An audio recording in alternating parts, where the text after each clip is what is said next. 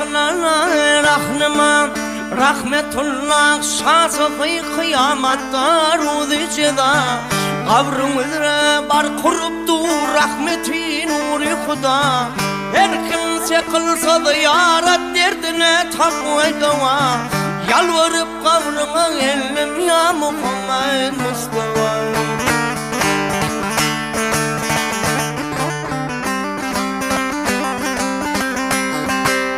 Tanıdım sultanıdım men bollum taltımdan juda senin üçün aş susuz çöllerde gezdim men geda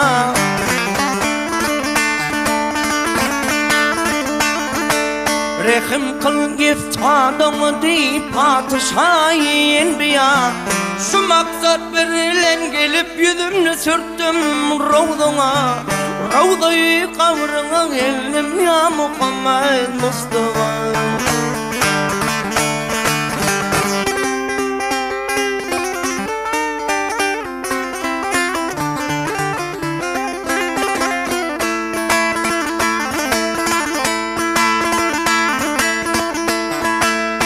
Görrehim kılgın bana adam atanı hormatı Ol Halil-i Nuh Nebi'nin bazapanın hormatı 360 kayvetin hülyalar hormatı Ol Ebu Bekir, Ömer, Osman, Ali'nin hormatı Peki de kavrına geldim ya Muhammed Mustafa.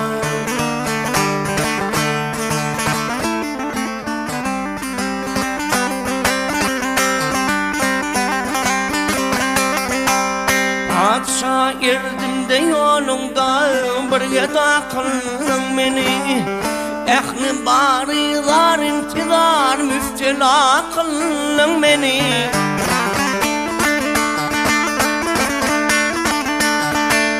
Balkı dekmelik diyardan bir cıda kılın beni Şu dünyanın geçredinin ahida kılın beni Peki de kavrına geldim ya Muhammed Mustafa.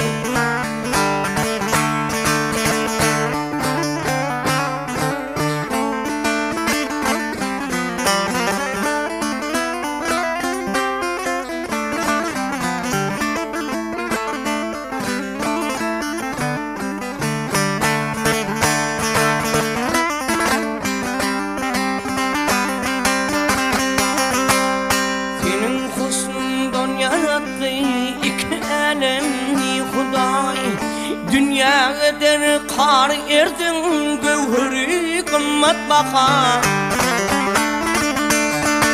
Rehim kıl giftadımı deyip padişah-i enbiya Ibrahim'ni kılmağıl kıyamatta yedivara Yalvarıp kavrına geldim ya Muhammed Mustafa.